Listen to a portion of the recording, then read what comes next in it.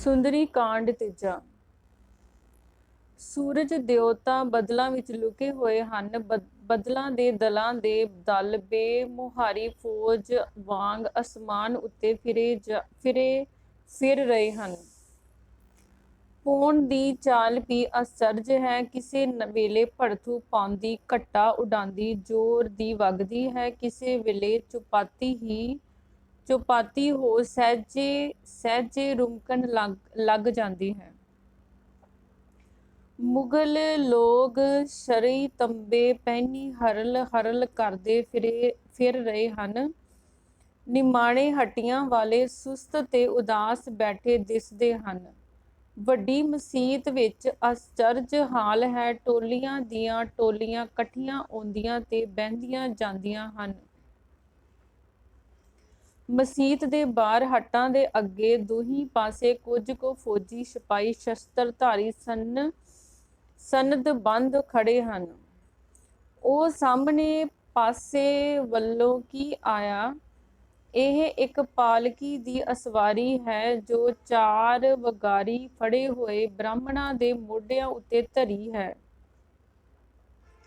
ਇਸ ਵਿੱਚ ਇੱਕ ਵੱਡੇ ਮੁੱਲਾ ਜੀ ਬਿਰਾਜਮਾਨ ਹਨ ਜੋ ਅੱਜ ਦੇ ਦਿਨ ਲਈ ਉਚੇਚੇ ਸੱਦੇ ਗਏ ਹਨ।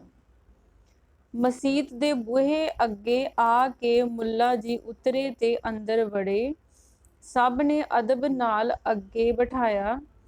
ਇੰਨੇ ਨੂੰ 5-7 ਘੋੜੇ ਭਜਾਉਂਦੇ ਆਏ। ਮਗਰੋਂ ਨਵਾਬ ਸਾਹਿਬ ਦੀ ਅਸਵਾਰੀ ਪਹੁੰਚੀ। ਭਲਾ ਹੁਣ ਕੌਣ ਆਏ? ਇੱਕ ਪਾਲਕੀ ਬੰਦ ਹੈ, ਨਾਲ ਇੱਕ ਪੁਰਖ ਹੱਥ ਘੜੀ ਵੱਜੀ ਤੁਰਿਆ ਆਉਂਦਾ ਹੈ। ਤੇੜ ਮੈਲੀ ਕੱਛ ਹੈ, ਗਲ ਚਿੱਕੜ ਵਰਗਾ ਕੁੜਤਾ, ਸਿਰ ਉੱਤੇ ਨਿੱਕੀ ਪੱਗ ਜਿਸ ਵਿੱਚੋਂ ਕੇਸ ਖਿਲਰੇ ਹੋਏ ਹਨ। ਚਿਹਰਾ ਚਿੰਤਾ ਦਾ ਸ਼ਿਕਾਰ ਹੈ, ਪਰ ਅੱਖਾਂ ਲਾਲ ਹਨ ਜਿਨ੍ਹਾਂ ਵਿੱਚੋਂ ਕ੍ਰੋਧ ਦੇ ਬਾਣ ਨਿਕਲ ਰਹੇ ਹਨ। ਮਸੀਤ ਦੇ ਬੂਹੇ ਅੱਗੇ ਪਾਲਕੀ ਵਿੱਚੋਂ ਇੱਕ ਬੁਰਕੇ ਵਾਲੀ ਉਤਰੀ। ਦੋਵੇਂ ਜਾਣੇ ਮਸੀਤ ਵੜੇ। ਦੋਵੇਂ ਮੁੱਲਾਂ ਦੇ ਅੱਗੇ ਬਿਠਾਏ ਗਏ। ਮਸੀਤ ਇਸ ਵੇਲੇ ਭਰੀ ਹੋਈ ਸੀ। ਸਭ ਲੋਕ ਚੁੱਪ ਵੱਟੀ ਤੱਕ ਰਹੇ ਸਨ ਕਿ ਮੁੱਲਾ ਸਾਹਿਬ ਇਉਂ ਬੋਲੇ।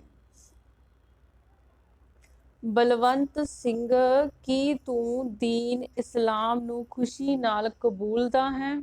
ਬਲਵੰਤ ਸਿੰਘ, ਮੈਂ ਮੌਤ ਖੁਸ਼ੀ ਨਾਲ ਕਬੂਲਦਾ ਹਾਂ। ਮੁੱਲਾ, ਇਹ ਵੱਡਾ ਮੌਜੀ ਹੈ। ਇਸ ਨੇ ਇਉਂ ਨਹੀਂ ਮੰਨਣਾ। ਇਸ ਨੂੰ ਜਾਂ ਤਾਂ ਕਤਲ ਕੀਤਾ ਜਾਵੇ ਜਾਂ ਜਬਰਨ।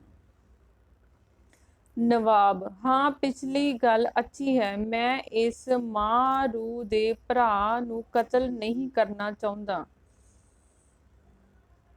ਮੁੱਲਾ, ਹਜਾਮ ਨਾਈ ਹਾਜ਼ਰ ਹੈ? ਨਾਈ, ਹਾਂ ਹਜ਼ੂਰ। ਮੁੱਲਾ, ਇੱਧਰ ਆਓ ਔਰ ਇਸ ਦੇ ਬਾਲ ਕਾਟੋ। ਨਾਈ, ਬਹੁਤ ਅੱਛਾ। ਇਹ ਗੱਲ ਕਹਿ ਕੇ ਨਾਈ ਗੁਥਲੀ ਖੋਲ ਬੈਠਾ। ਭਾਵੇਂ ਸਿੰਘ ਬਹਾਦਰ ਦੇ ਹੱਥ ਜਕੜੇ ਹੋਏ ਸਨ, ਪਰ ਉਸਦਾ ਜ਼ੋਰ ਨਾਲ ਹਿੱਲਣਾ ਹੀ ਸੁਕੜੀ ਨਾਈ ਲਈ ਬਥੇਰਾ ਸੀ। ਇਹ ਹਾਲ ਵੇਖ 4 ਸਿਪਾਹੀਆਂ ਨੇ ਬਲਵੰਤ ਸਿੰਘ ਨੂੰ ਫੜਿਆ ਅਰ ਨਾਈ ਹੋਰੀ ਫੇਰ ਆਏ। ਪਰ ਐਤਕੀ ਬੁਰਕੇ ਵਾਲੀ ਨੇ, ਜਿਸ ਦੇ ਹੱਥ ਪੈਰ ਬੱਧੇ ਹੋਏ ਨਹੀਂ ਸਨ, ਬੁਰਕਾ ਲਾਹ ਕੇ ਉਹ ਮਾਰਿਆ ਅਰ ਛੇਤੀ ਨਾਲ ਉੱਠ ਕੇ ਮੋਢਿਆਂ ਤੋਂ ਨਾਈ ਨੂੰ ਫੜ ਕੇ ਪਟਕਾ ਮਾਰਿਆ। ਵਿਚਾਰਾ ਖੇਨੂੰ ਵਾਂਗ ਰਿੜਦਾ ਪਰੇ ਜਾ ਪਿਆ ਅਰ ਕੰਨਿਆ ਮਸਤ ਸ਼ੇਰ ਵਾਂਗ ਹੋ ਖੜੋਤੀ। ਇਸ ਦੀ ਸੁੰਦਰਤਾ ਅਰ ਸੁੰਦਰਤਾ ਪਰ ਗੁੱਸੇ ਦਾ ਲਹੂ ਚਿਹਰੇ ਉੱਤੇ ਸਵਾਰ ਖਲਕਤ ਦੇਖ ਕੇ ਦੰਗ ਰਹਿ ਗਈ ਤੇ ਨਵਾਬ, ਜਿਸ ਦੇ ਮਨ ਵਿੱਚ ਰੂਪ ਦਾ ਪਿਆਰ ਸੀ, ਇਉਂ ਚਕਿਰਤ ਰਹਿ ਗਿਆ ਜਿਵੇਂ ਬਿਜਲੀ ਵੱਜਿਆ ਹੁੰਦਾ ਹੈ। ਮੁੱਲਾ ਨੇ ਤੁਰੰਤ 2 ਸਿਪਾਹੀਆਂ ਨੂੰ ਅੱਖ ਮਾਰੀ, ਜਿਨ੍ਹਾਂ ਨੇ ਬਹਾਦਰ ਸੁਰਸਤੀ ਨੂੰ ਫੜ ਲਿਆ ਅਰ ਪਿਛਲੇ ਪਾਸੇ ਹੱਥ ਕਰਕੇ ਮੁਸ਼ਕਾਂ ਕੱਸ ਦਿੱਤੀਆਂ। ਨਵਾਬ ਵੇਖ ਕੇ ਕੱਢ ਰਿਹਾ ਸੀ, ਪਰ ਕੀ ਕਰ ਸਕਦਾ ਸੀ? ਮੁੱਲਾ ਤੇ ਖਲਕਤ ਕੋਲੋਂ ਡਰਦੀ ਸੀ। ਕਿ ਜੇ ਮੈਂ ਕੁਝ ਆਖਦਾ ਹਾਂ ਤਾਂ ਕਹਿਣਗੇ ਕਿ ਕਾਫਰਾਂ ਪੁਰ ਦਇਆ ਕਰਦਾ ਹੈ, ਭਾਵੇਂ ਪਲੋ ਪਲੀ ਨੂੰ ਮੇਰੀ ਬੇਗਮ ਬਣੇਗੀ। ਪਰ ਅਜੇ ਤਾਂ ਕਾਫਰ ਹੀ ਹੈ ਨਾ। ਇੰਨੇ ਵਿੱਚ ਨਾਈ ਹੁਰੀ ਵੀ ਉੱਠੇ, ਫਿਰ ਆਪਣਾ ਆਪ ਸੰਭਾਲ ਕੇ ਵਧਣਾ ਚਾਹਿਆ। ਇਸ ਵੇਲੇ ਸੁਰਸਤੀ ਦੀ ਅਚਰਜ ਦਸ਼ਾ ਸੀ। ਉਹ ਡਾਢੇ ਪ੍ਰੇਮ ਤੇ ਨਿਮਰਤਾ ਨਾਲ ਪਿਆਰੇ ਭਰਾ ਦੀ ਡਰਾਉਣੀ ਦਸ਼ਾ ਵੇਖ ਰਹੀ ਸੀ। ਨਾਲੇ ਆਪਣੀ ਕਿਸਮਤ ਵੱਲ ਵੇਖ ਕੇ ਚਿੰਤਾ ਵਿੱਚ ਡੁੱਬ ਰਹੀ ਸੀ ਕਿ ਹਾਏ, ਮੈਂ ਨੇਕਰਮਨ ਦੇ ਪਿੱਛੇ ਅਜਿਹੇ ਸੂਰਬੀਰ ਭਰਾ ਨਾਲ ਇਹ ਦਸ਼ਾ ਹੁੰਦੀ ਹੈ। ਇੰਨੇ ਵਿੱਚ ਬਾਜ਼ਾਰ ਵਿੱਚੋਂ ਇੱਕ ਘੱਟੇ ਦਾ ਗੁਬਾਰ ਦਿਸਿਆ। ਖੜ ਖੜ ਦੀ ਡਾਢੀ ਆਵਾਜ਼ ਆਈ। ਕਿਸੇ ਜਾਤ ਹਨੇਰੀ, ਕਿਸੇ ਜਾਤਾ ਕੋਈ ਘਰ ਡੱਠਾ। ਕਿਸੇ ਸਮਝਿਆ ਕਿ ਕਰੜਾ ਭੁਚਾਲ ਆ ਗਿਆ, ਕਿਸੇ ਜਾਤਾ ਕਿ ਕੋਈ ਹਾਕਮ ਸਵਾਰਾਂ ਨਾਲ ਇਸ ਖੁਸ਼ੀ ਵਿੱਚ ਸ਼ਾਮਲ ਹੋਣ ਲਈ ਆ ਰਿਹਾ ਹੈ। ਪਰ ਸਭ ਅੱਖਾਂ ਉਧਰ ਗੱਡੀਆਂ ਗਈਆਂ। ਇੱਕ ਅੱਖ ਦੇ ਫੋਰ ਵਿੱਚ ਉਸ ਘੱਟੇ ਦਾ ਰਸਾਲਾ ਬਣ ਗਿਆ, ਅਰ ਬਾਜ਼ਾਰ ਵਿੱਚ ਖੜੇ ਸਿਪਾਹੀਆਂ ਨਾਲ ਕੱਟ ਵੱਢ ਛਿੜ ਪਈ ਤੇ ਇੱਕ ਦਸਤੇ ਦੇ ਸਵਾਰਾਂ ਨੇ ਘੋੜਿਆਂ ਨੂੰ ਅੱਡੀਆਂ ਲਾ ਮਸੀਤ ਅੰਦਰ ਜਾਂਦੇ ਹੀ ਫਤਿਹ ਦਾ ਜੈਕਾਰਾ ਗਜਾ ਬਲਵੰਤ ਸਿੰਘ ਕਰਕੇ ਆਵਾਜ਼ ਮਾਰੀ, ਅਰ ਦੂਜੀ ਪਲ ਵਿੱਚ ਕਿਸੇ ਬਲੀ ਹੱਥ ਨੇ ਬੱਜਾ ਬਲਵੰਤ ਸਿੰਘ ਚੁੱਕ ਕੇ ਘੋੜੇ ਉੱਤੇ ਸਿੱਟ ਲਿਆ, ਅਰ ਇੱਕ ਹੋਰ ਹੱਥ ਨੇ ਸੁਰਸਤੀ ਨੂੰ ਚੁੱਕ ਕੇ ਘੋੜੇ ਤੇ ਰੱਖ ਲਿਆ ਤੇ ਘੋੜੇ ਮੁੜ ਕੇ ਵਿੱਚੋਂ ਦੀ ਚੀਰ ਕੇ ਨਿਕਲੇ।